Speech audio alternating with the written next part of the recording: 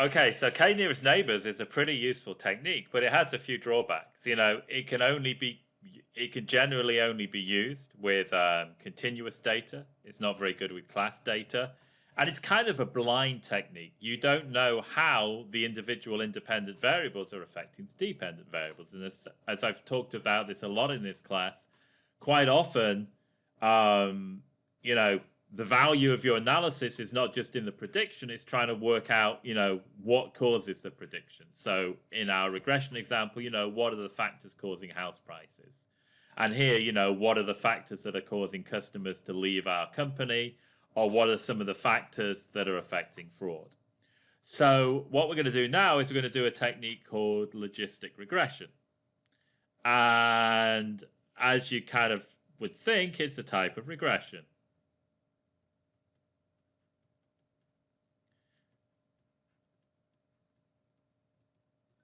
Now, but instead of the y, our class label, what we're going to do is we're going to predict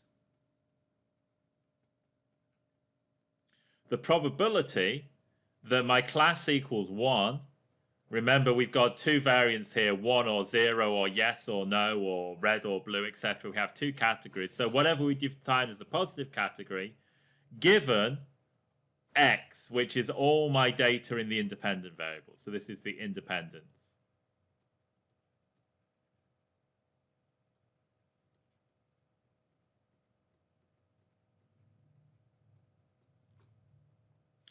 And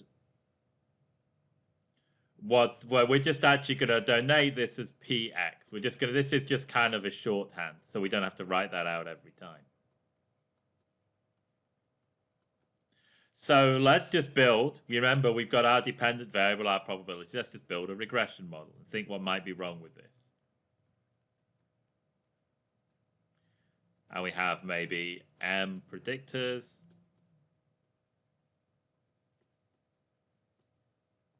And let's kind of draw it here. So we have, and just imagine we have 1x, and we have our px, and,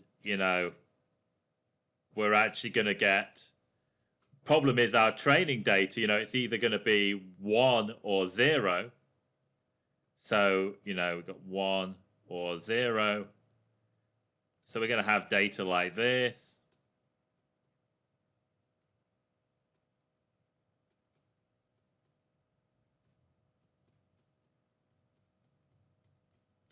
And then we're going to try and draw this regression line. Let's just do the regression line in green. It's going to predict something like this. The problem is here is this. You could probably see it's not a good way of doing it, but we can actually predict probabilities less than 0.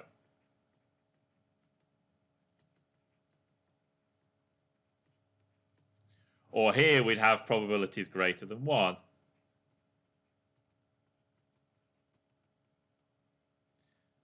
And we all know from basic business stats, probability is defined between 0 and 1. A probability of 1 means it's going to occur, and a probability of 0 means it's absolutely no chance of occurring. So what we're going to do is we're going to fit it a little bit like this. So probability of x equals the exponential function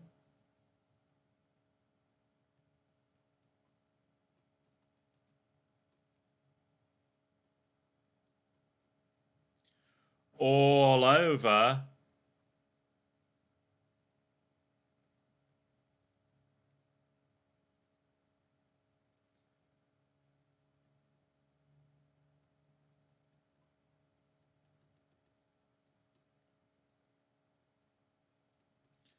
and this is called the logistic function.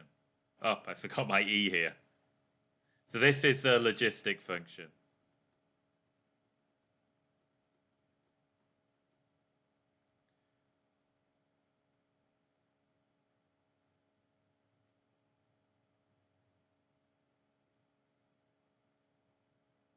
And what it's going to do is it's going to have my px here. Based on whatever values I have, it's going to go between 0 and 1. So it kind of flattens out up here. It starts off like this. Let me try and draw a slightly better one. So it starts off, goes up, up, and then eventually flattens out with probability 1. So that's my logistic function.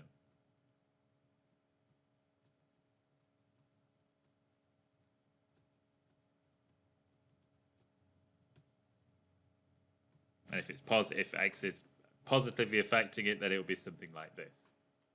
So this is my equation for the logistic function. But we can actually, and again, I'm not going to test you too much on things like algebra, but we could actually do px. We could rearrange this as px all over 1 minus px. And this is going to be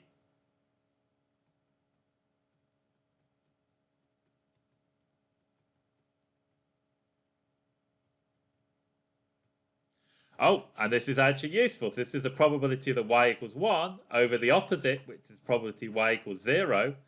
And so this is just, if this is greater than 0.5, we're going to classify this as a 1. And if it's going to be less than 0.5, y is going to be a 0. So there we go. And what we can actually do to make it more like a regression model, we can take the logs on both sides.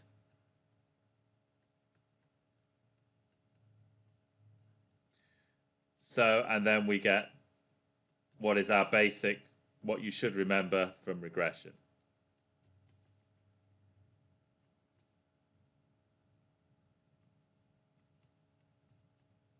And of course, there's also going to be a little bit of error in there.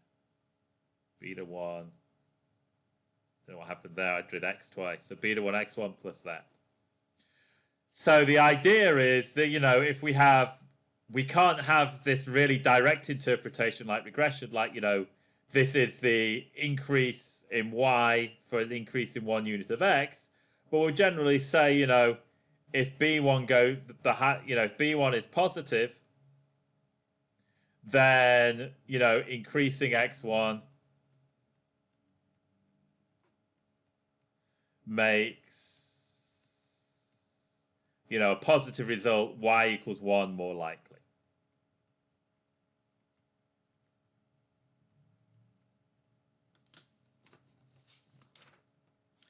Okay, so let's just have a look at a little data example that we're going to use to illustrate logistic regression.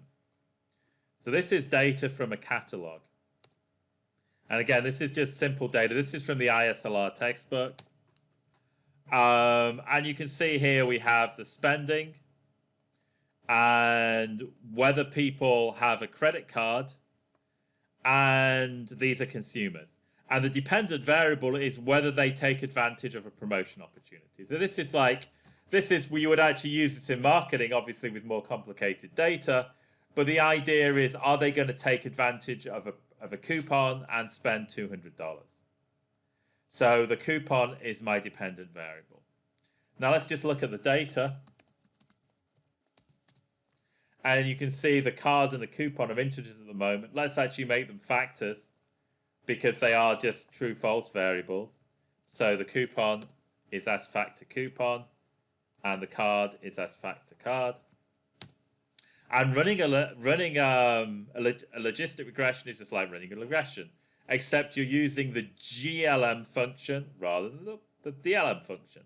What we're trying to predict is the response to the coupon, and our independent variables are the spending and whether somebody has the credit card or not. And you put the data here, and this is just for logistics. You put the family equals binomial.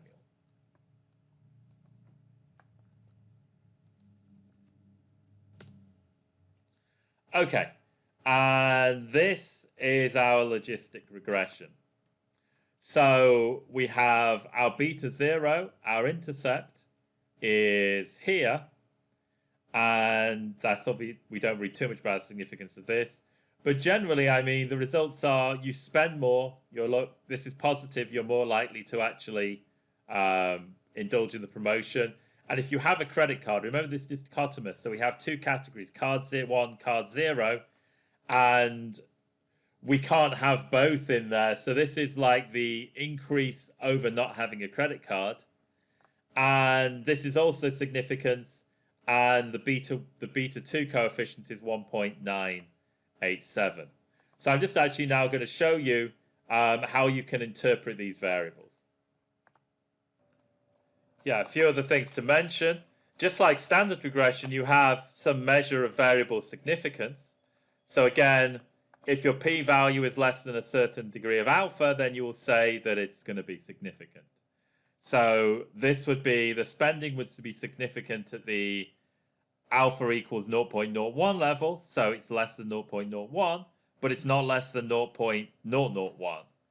And you can see here the card, this is significant at the 0.05 level because it's less than 0.05, but it's not significant at the 0.01 level. So it only has 1 stars rather than 2.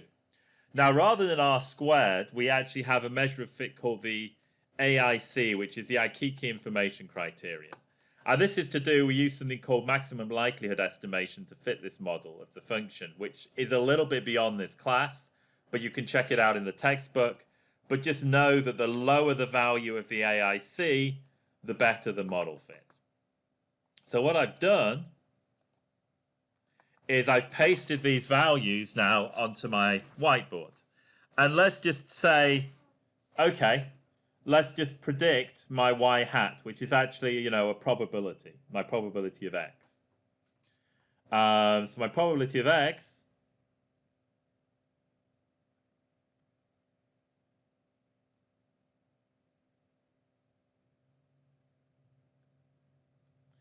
is going to be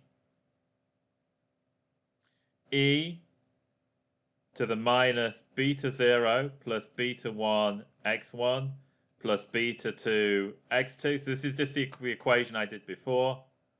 All over 1 plus e to the minus beta 0 plus beta 1 x1 plus beta 2 x2.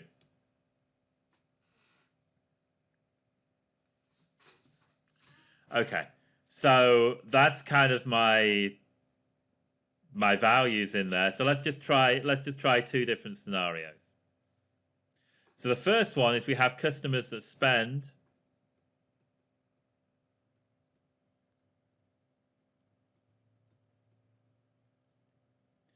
$2,000 but don't have a credit card, so no credit card.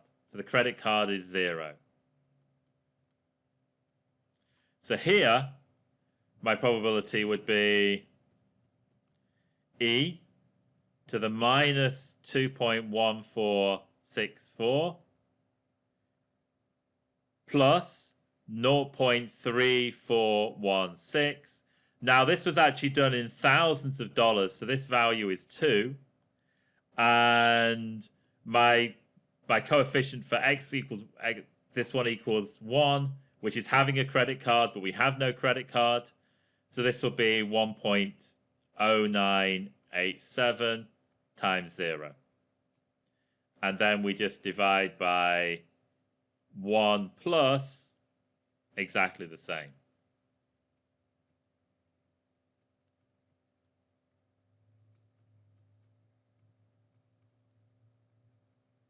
And this is all in the notes.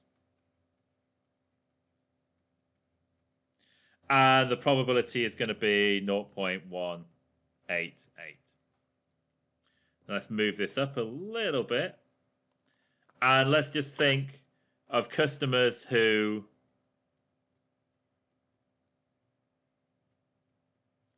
spend $2,000 but have a credit card. So that should just be 2,000. My dollar's a bit off. But have credit card. Then it's exactly the same as before.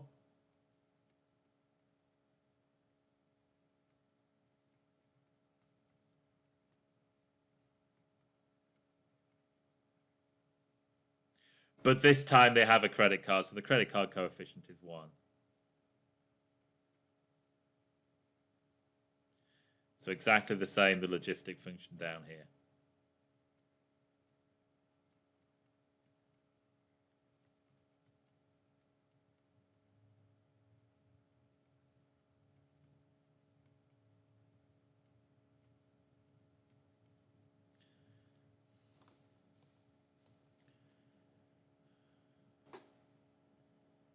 Equals 0.4099, 0.0800.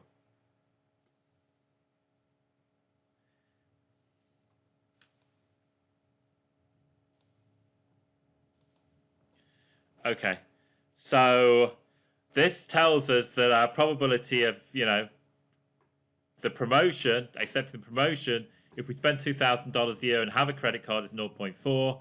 And if we spend $2,000 a day and don't have a credit card, it's 0.0118.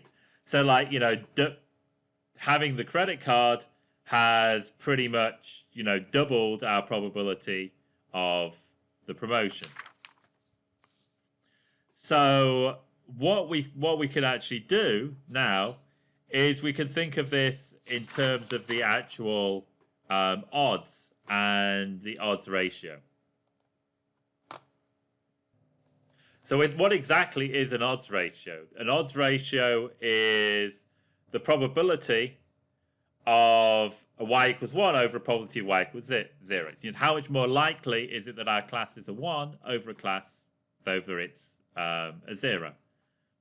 So let's just say for this example, the odds of class 1, the odds for y equals 1 with the credit card equals 1 is going to be 0.4099 divided by 1 minus 0.4099. So this is the probability of getting y equals 1. This is the probability of y equals 0. And this odds ratio is just 1 over the other. So this is 0.6946. And then we could do the odds of CC equals 0, which is going to be 0.188 all over 1 minus this value. And that's going to be 0.2315. So the odds ratio is much lower here. And what we could actually do is we could actually have almost a ratio of a ratio. So we could have an odds ratio for credit cards, for having a credit card, over not having a credit card, for the people who spend $2,000. And that's going to be 0.6946 all over 0.2315, and that's going to be 3. So this basically, in a business sense, tells us that for somebody spending $2,000, by adding, if they had a credit card, it makes their odds ratio 3 times higher. But that might be an odds ratio too far. So if I kind of ask you a question on odds, we would be thinking more about, the odds of it being class 1 versus the odds of it being class 0. Okay, so let's get back to R. So we're going to create, we've just done the GLM, we're just going to create a new little data frame. And all we're doing is our first column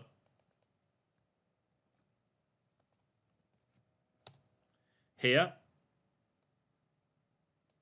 our second column here, and our third column here.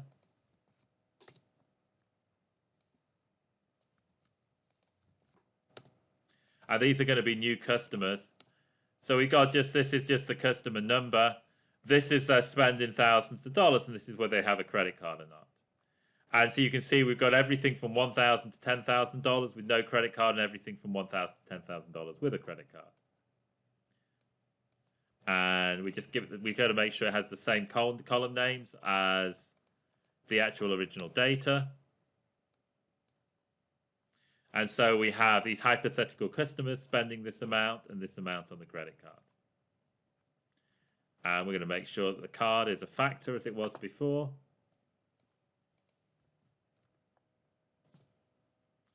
Okay, and in the first column, the probability of getting a class y equals 1, we're going to use the predict function. And it's exactly like the predict function with regression. We're going to predict, we're going to use our model, and we're going to pass in the model and the new data. And the type is going to be the response. And the response is just going to give us the probability of getting a class 1. You could also pass it the type equals class, and it will give you a 1 or a 0. And then the probability of getting a class 0 is 1 minus this. And then the odds ratio is the probability of getting class 1 over class 0. Now let's just look what we've got. So we're here for each customer. And you see, because our coefficients were positive for both the card and the spending, as my spending increases, my chance of the customer responding to the promotion gets higher. And these numbers are higher still if you have a credit card. So you can see the ratio goes up. So until you have somebody who's spending $10,000 a year and has a credit card, they're 10 times more likely to take the promotion than not take the promotion. And in fact, let's just have a look at our figures that we have before.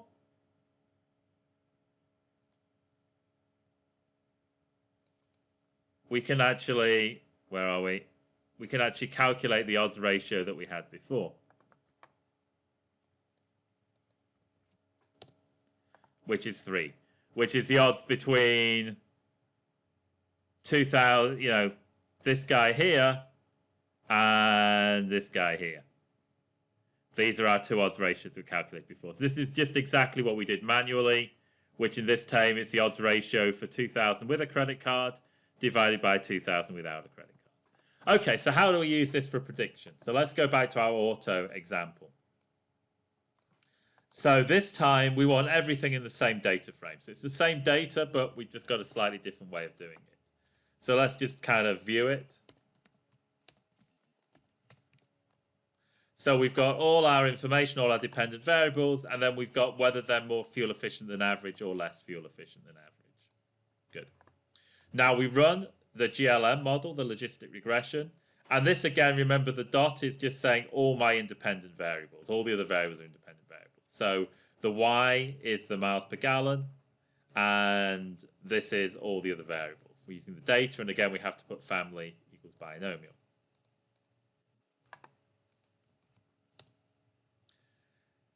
And so it's no surprise that all these are negative, because each of these is like some measure of how powerful your car is. And all these guys are, not related to fuel economy. And you can see that they're all significant except the last two.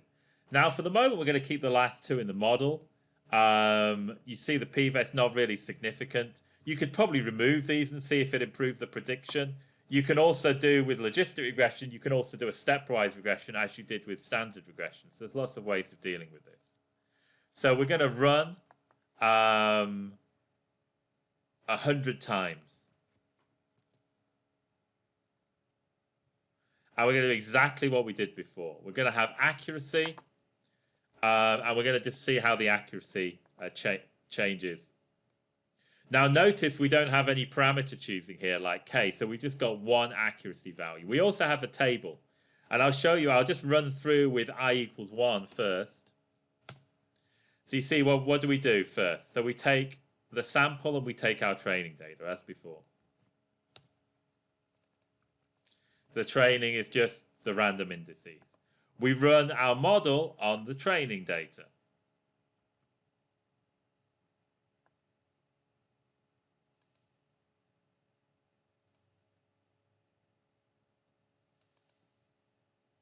So actually that should be, I know what I thought I'd done it wrong, but I haven't. Here, rather than just, you could put auto 3 train comma as here, but I just actually put the GLM as a subset command, and I've got subset equals train. So I thought I'd made a mistake there, but I hadn't. So we have the subset. We just put the subset equals train. Then we made the predictions. And here we're just going to round, which basically if probability is greater than 0.5, we choose class 1. Less than 0.5, we take class 0.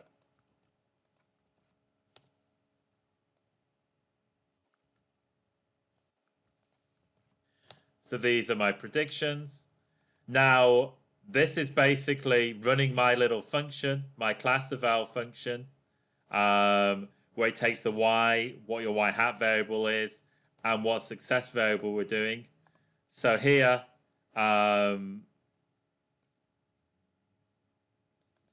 we take in the miles per gallon.